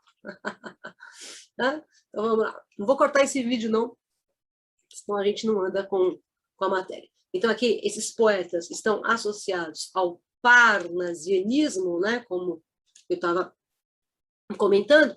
Então, a saparia toda de Minas, toda, não é um sapo, é toda a saparia. Então, daí esse barulho mais intenso aqui. Então, quem é que estão demoníacos ou estão zangados? São todos os sapos de Minas. Tá bom? Então, a saparia toda de Minas coacha no brejo humilde. Então, dá a ideia ao humilde que eu falei para vocês no comecinho aqui, essa ideia de uma festa no brejo, a festa da saparia aqui no caso. Só que essa saparia faz uma festa no brejo. Olha o aspecto, o brejo ele vai ter um aspecto negativo. Tudo bem? Então, é como se os poetas estivessem fazendo festa naquilo que não merece festa alguma, naquilo que não tem quase que praticamente nenhum valor, né? E é um brejo humilde e é um brejo assim provinciano, quer dizer, sem grandes destaques, né? Hoje tem festa no brejo. Olha aqui, de novo, a linguagem coloquial. Então, você tem duas referências aqui à linguagem coloquial, né? O tem, ideal seria o haver aqui, e o que nem que a gente tem lá. Então, são os sapos que estão presos, né? Condenados, digamos, aí, a essa prisão eterna, né, de não conseguirem, não terem, né, um destaque de poesia valorosa. Né? São, de uma forma bem metafórica, seriam os poetas parnasianos, mais uma vez, sendo criticados, agora, pelo Drummond.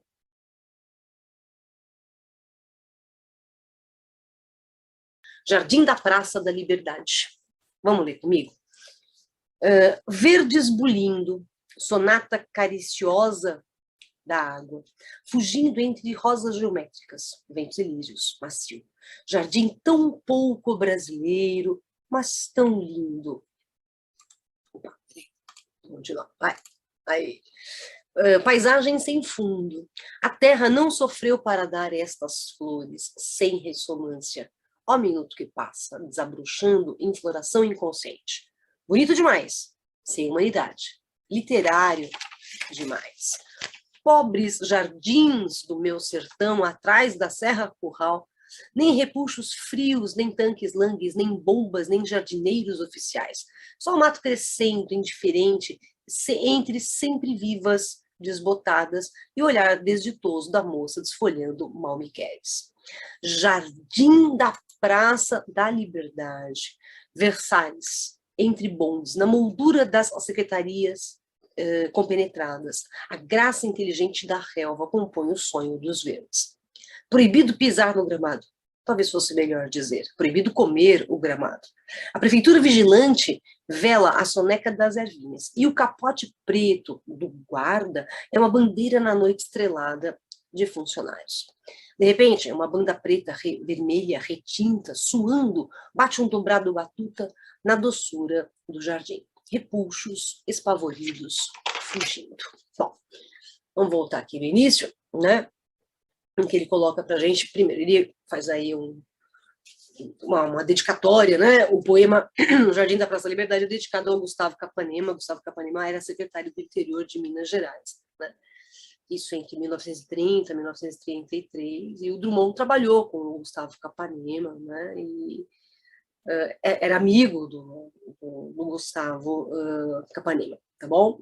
E aí ele coloca assim, olha, primeiro é um texto que a gente percebe que é um nacionalismo crítico muito forte, não é?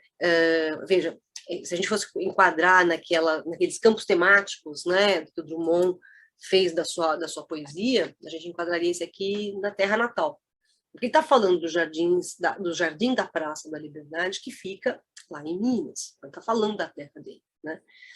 Acontece que esse Jardim da Praça da Liberdade ele foi construído inspirado no Jardim de Versalhes, né? Então, é distante um pouco do contexto brasileiro. A realidade, evidentemente, do Jardim de Versalhes é diferente da nossa, né? Então, o que você tem aqui é uma suposta réplica de uma realidade distante da que nós conhecemos, da que nós vivemos. Então, daí esse nacionalismo crítico que eu acabei de citar, né? Então, assim, um outro aspecto que a gente tem que observar é que Paris, né, tem uma perspectiva muito diferente de Belo Horizonte. Né? Aqui ele está falando justamente de Belo Horizonte. Então, Belo Horizonte está fazendo o quê? Está imitando a metrópole parisiense. Lembrar que, até pouco tempo, o modelo no mundo era Paris, né? Francês era a língua universal. Né? E aí aqui você tem essa cópia, né, do modelo parisiense.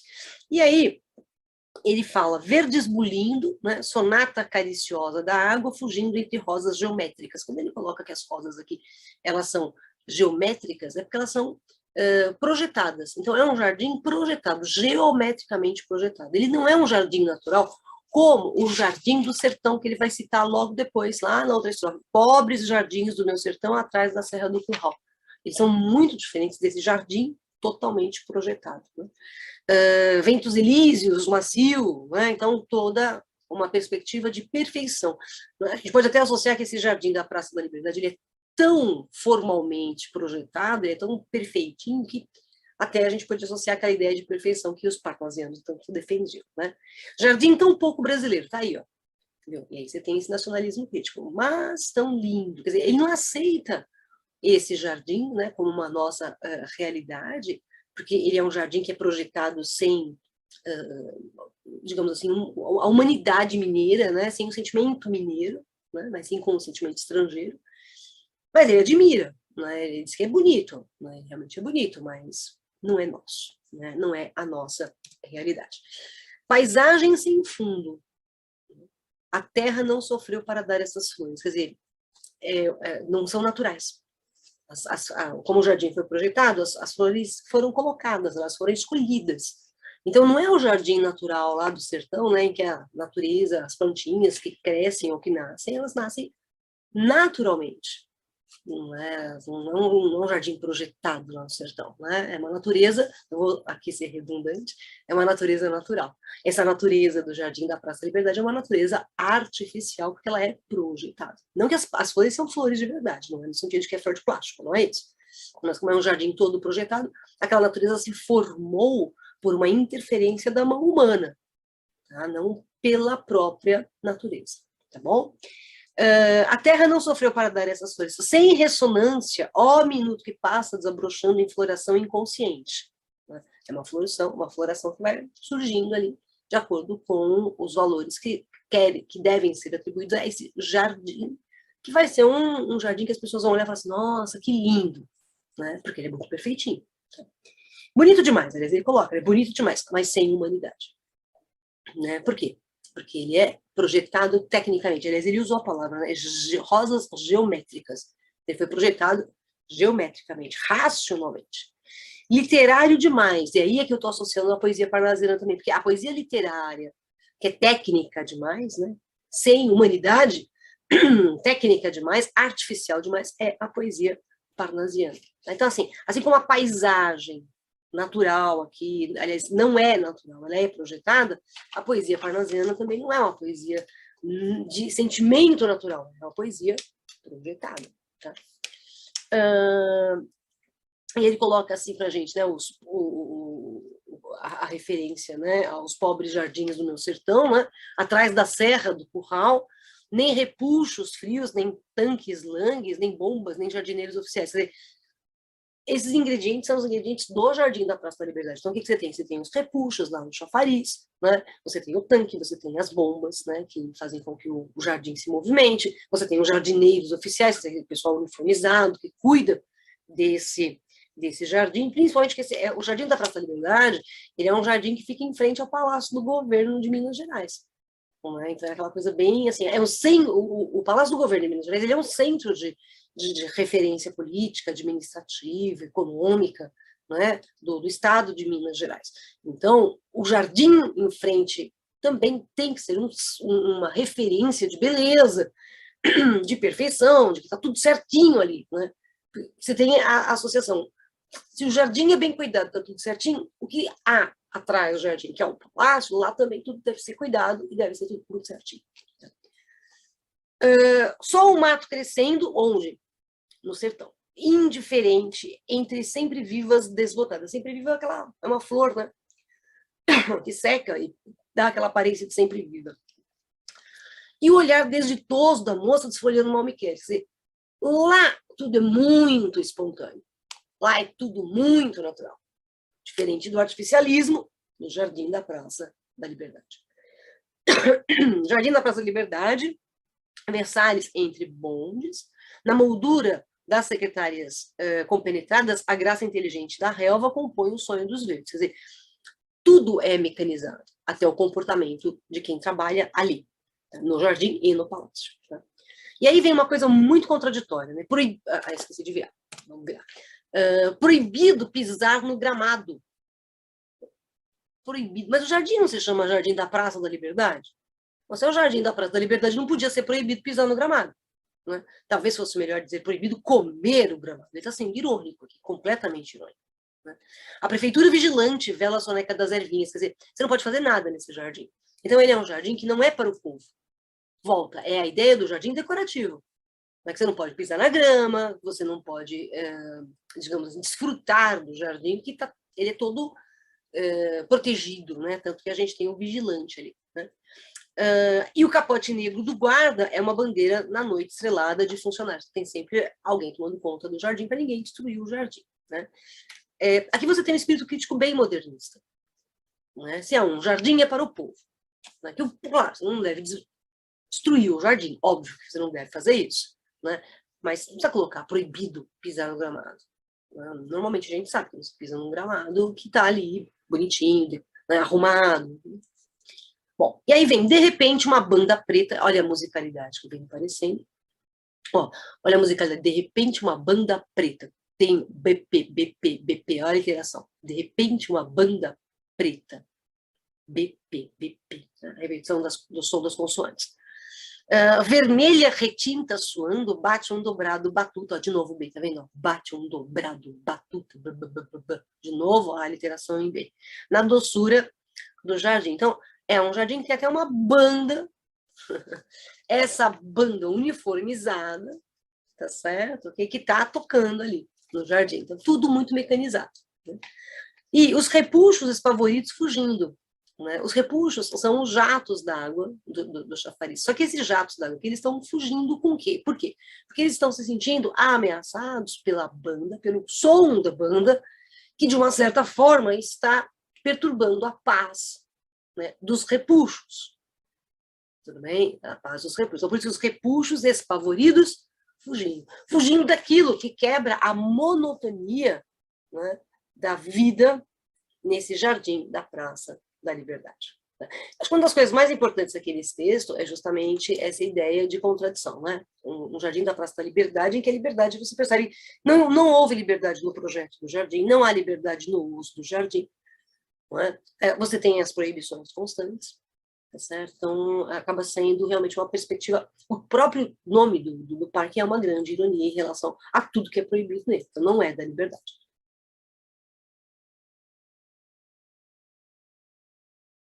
Cidadezinha qualquer. Casas entre bananeiras, mulheres entre laranjeiras, pomar, amor, cantar. Um homem vai devagar, um cachorro vai devagar, um burro vai devagar. Devagar, as janelas olham. Eita vida besta, meu Deus.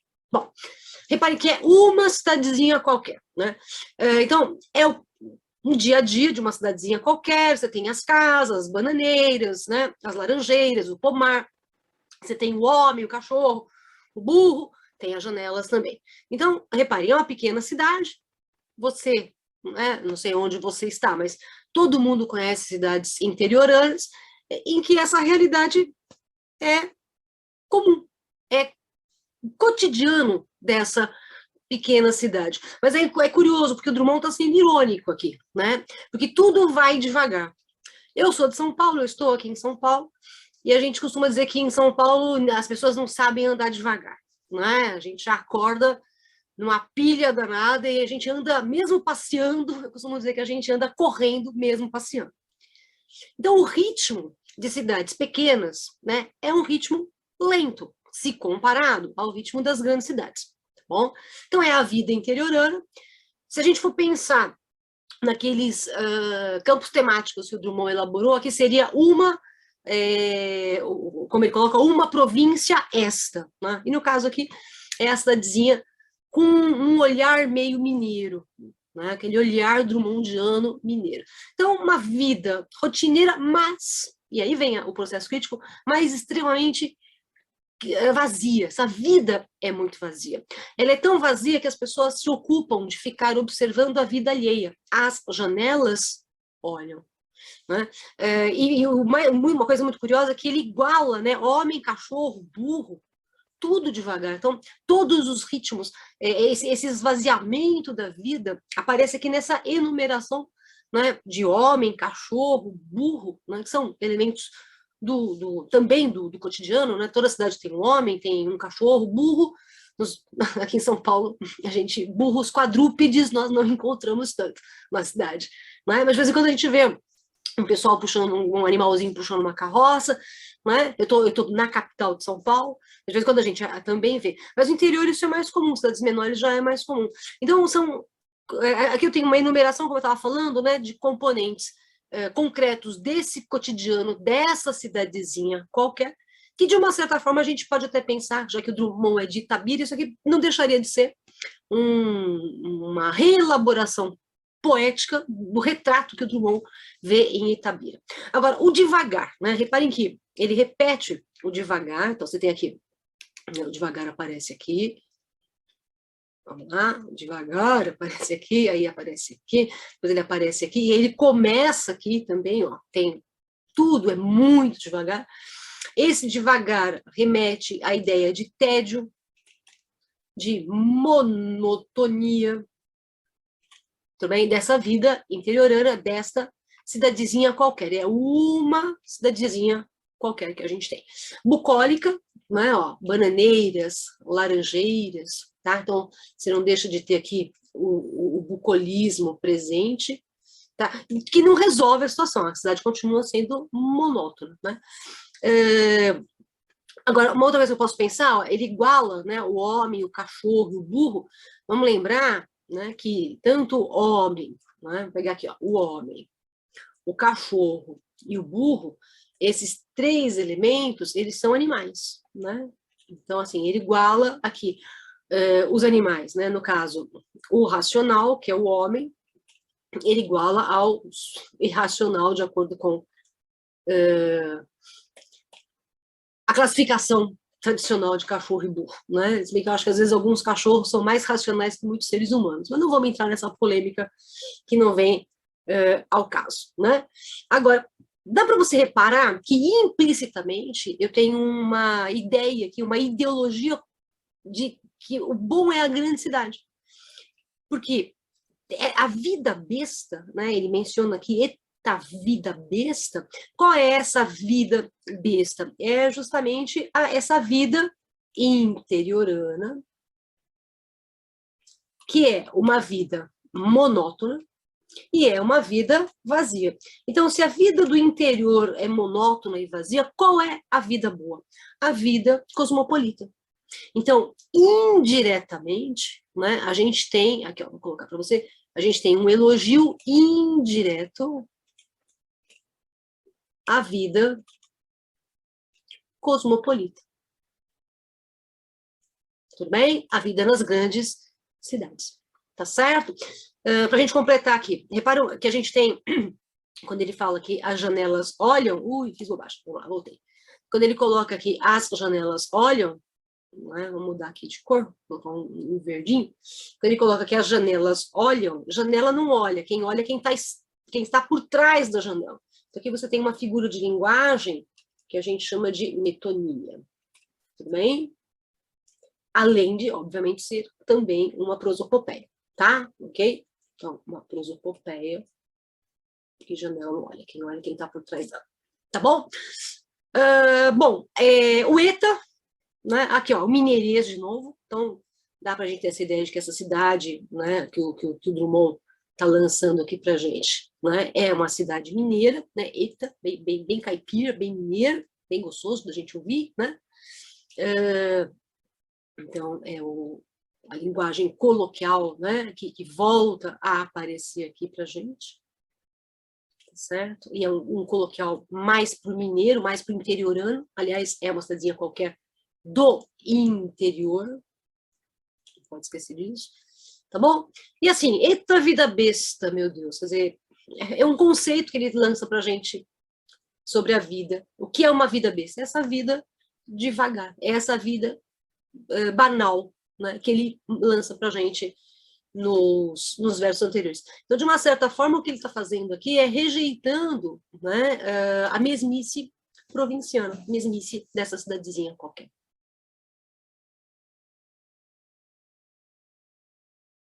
Fuga, né? Vamos dar uma lidinha primeiro no texto, depois a gente fala algumas coisinhas a respeito dele, certo? Então, vamos lá. Ele começa assim: as atitudes inefáveis, os inexprimíveis delíquios, êxtases, espasmos, beatitudes não são possíveis no Brasil. O poeta vai enchendo a mala, põe camisas, punhos, loções, um exemplo da imitação e parte para outros rumos. A vaia amarela dos papagaios rompe o silêncio da despedida. Se eu tivesse 5.000 pernas, diz ele, fugia com todas elas. Povo feio, moreno, bruto, não respeita o meu fraque preto. Na Europa reina a geometria e todo mundo anda, como eu, de luto. Estou de luto por Anatole France, o de Thaís, joia soberba. Não há cocaína, não há morfina igual a essa divina papa fina. Vou perder-me nas orgias do pensamento greco-latino, museus, estátuas, catedrais. O Brasil tem canibais. Dito isto, fechou-se em copas. Joga-lhe um mico, uma banana, por um tico, não vai ao fundo.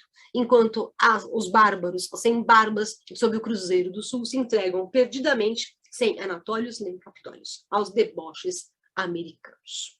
Bom, aqui a gente está faltando um acento, então vamos corrigir aqui, né, que faltou um acento aqui, ó, status, certo? Então pronto, agora tem acento. Bom, meninos, vamos voltar aqui no texto. Fuga. Observe que esse é um texto que ele fala do Brasil, né? Da relação, né, de um poeta com a sua terra natal, no caso, o Brasil. Então, se a gente fosse colocar lá nos campos temáticos do Drummond, esse aqui seria mais um poema da terra natal. Tá? Só que nesse caso aqui, a terra natal é o Brasil, né, no sentido de pátria, né, não aquela coisa específica de Minas Gerais.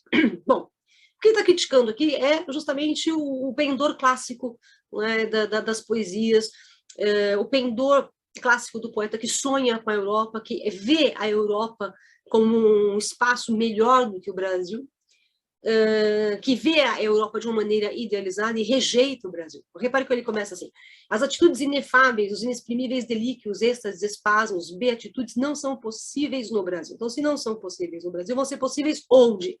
Elas serão possíveis na Europa. E aí, o que esse poeta faz? Ele parte, ele vai embora. O poeta, enchendo a mala, põe camisas, punhos, loções, um exemplo da imitação. Então, aqui você tem uma crítica do Drummond, né, em relação a que nós brasileiros, aliás, nós somos conhecidos muitas vezes por causa desse pendor para a imitação. Né?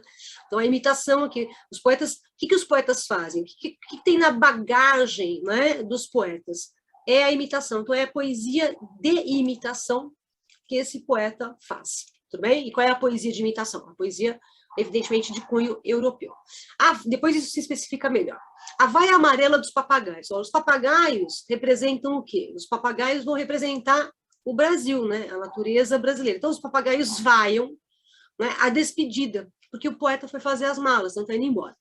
Se eu tivesse 5.000 pernas, diz ele, fugia com todas elas. Olha só, ele gostaria de ser mais rápido, tá? Então, ele gostaria de ser mais rápido, rapidez, em sair do Brasil. Tudo bem? Quer dizer, vai fugir da pátria. Por quê? Repare, ele coloca assim, povo feio, moreno, bruto, não respeita meu fraque preto. Então, esse povo feio, moreno, bruto é o povo do Brasil. Tudo bem? É o povo do Brasil, né? Não respeita meu fraque preto. É uma cor muito comum na Europa, é a cor preta mesmo, né?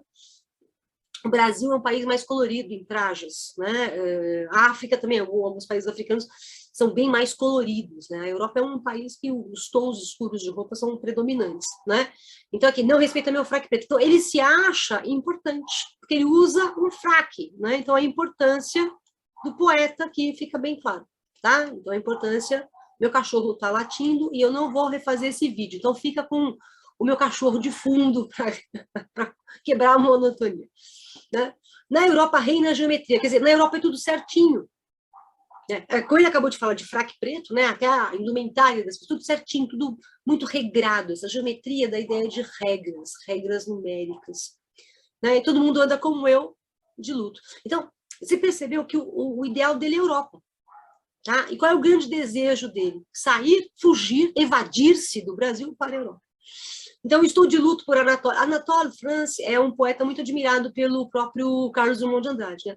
O de Thaís, joia soberba, não há cocaína, não há morfina, igual essa divina papa fina. Repare que ele faz aqui uma rima muito, muito vulgar. Né? Então, de uma certa forma, ele está zombando também essa poesia que se acredita elegante, mas é de uma vulgaridade muito grande.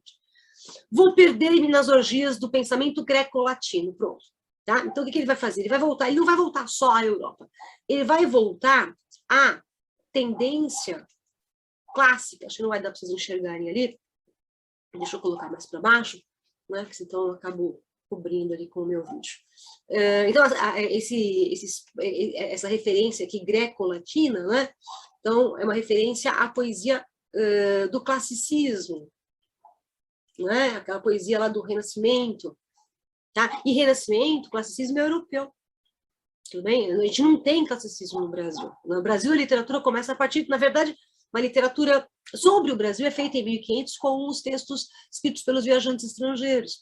Mas depois, no Barroco, a gente já tem um pouquinho de literatura no Brasil, com o Gregório de Matos, né? Mas a gente não tem classicismo no Brasil. Então, de novo, aqui, essa ideia, né, do refúgio europeu, né, greco-latino. Museus, estátuas, catedrais, o Brasil só tem canibais, quer dizer, o Brasil, ele não tem, né, não tem arte. Arte em que patamar? A arte do Renascimento. Tudo bem? Que é a arte perfeita. Né? Dito isto, fechou-se em copas. Joga-lhe um mico uma banana. Por um tico, não vai ao fundo. Joga-lhe um mico uma banana. Aqui, de novo, a referência ao processo de imitação, porque o macaquinho, ele faz as coisas por imitação. Então, ele é o mico, né, que imita, ele é o macaco que imita. Né? Enquanto os bárbaros, sem barbas, sob o Cruzeiro do Sul, se entregam perdidamente, sem anatólios nem capitólios, aos deboches americanos. Né? Então, aqui a referência, lembrar que americano, você pode associar, evidentemente, ao norte-americano, mas tem que lembrar que o Brasil está na América também, né? Então, o Brasil é um país americano. E é o deboche americano, o quê? É essa arte europeia que a gente tem aqui em cima, que ele valoriza tanto. Tudo bem? Ok? Então, o Drummond, o que está fazendo aqui? Ele está realmente zombando de um poeta que imita a literatura clássica. Quem vai retomar a literatura clássica são os parnasianos. Tudo bem? Ok? Os parnasianos retomam a literatura clássica. Então, de uma maneira indireta, é uma zombaria em relação aos poetas parnasianos, mais uma vez.